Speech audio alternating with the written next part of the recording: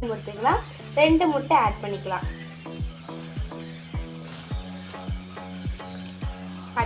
Add பண்ணியாச்சு. இப்போ கரெக்டாக சில்லி சிக்கன் பவுடர் வந்து மிக்ஸ் பண்ண போகிறோம்.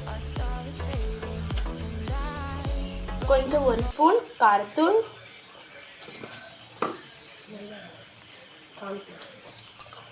1 ஸ்பூன் கார்ன்ஃப்ளவர் மாவு,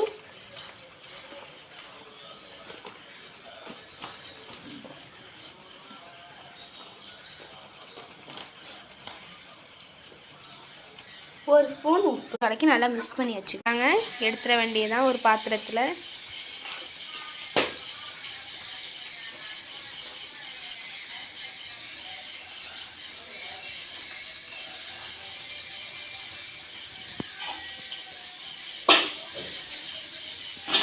அவ்வளோதாங்க. இங்கே பாருங்கள் எவ்வளோ கலர்ஃபுல்லாக எவ்வளோ எம்மியாக இருக்குது பாருங்கள். அவ்வளோதாங்க.